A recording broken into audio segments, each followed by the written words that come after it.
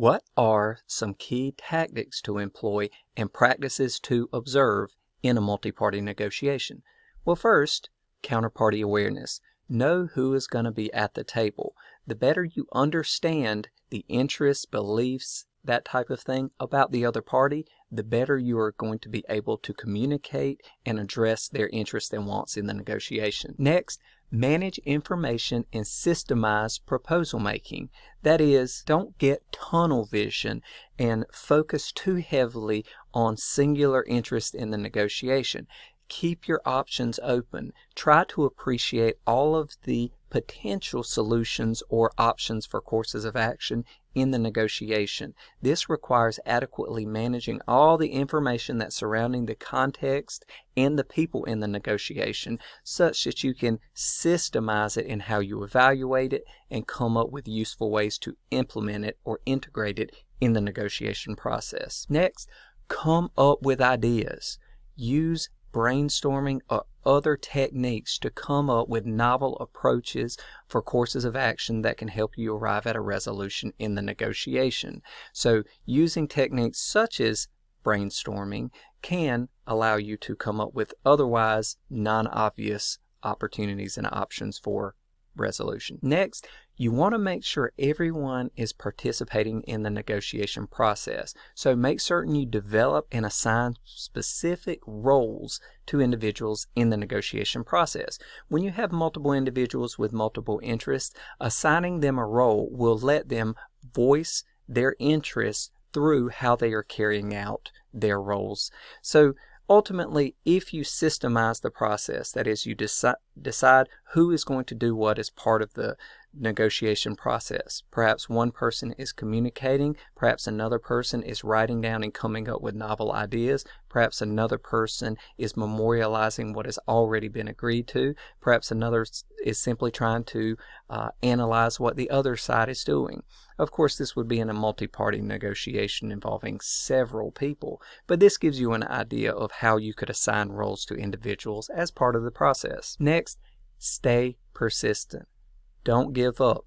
Even in the process of arriving at consensus within your group or team, make certain you stay at the table. Keep looking for solutions. Avoid things like lines in the sand where if the other side doesn't accept your proposal, then you'll walk away from the table, or exploding offers that end within a few minutes. Stay at it. Keep looking for ways to come to some level of resolution. Next, always search for points of potential agreement.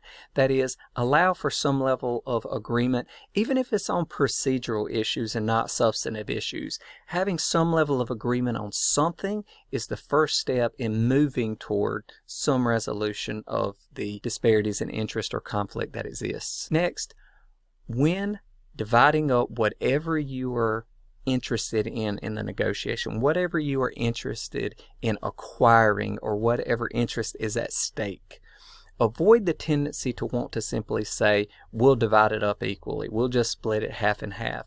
Generally, this avoids the process of having to actually negotiate because it's a very simple approach, but it has the effect of not allocating interest effectively or equitably. So make certain you are willing to take part in the negotiation process and that you are seeking some equitable outcome, or you are seeking to better your position in the negotiation, and avoid that tendency of we'll just split the pie or let's just divide it down the middle, unless that is a potentially equitable result. Next, avoid the agreement bias. Now, in a negotiation, we have the tendency to look for some level of agreement on issues, but it's also important to understand that particularly in multi-party negotiations, parties are going to have varying interests, beliefs, understandings in the negotiation.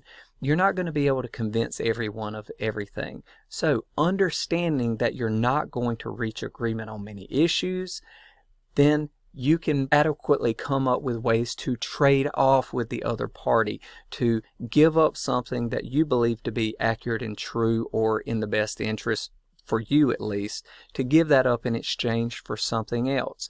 Avoiding the tendency to need to agree on all issues will give you so many more options in trading off interest and ultimately coming to a holistic resolution of the situation or scenario that you're negotiating. And then lastly, avoid sequential bargaining. It is critical to make certain that you introduce multiple interests at a time in the negotiation.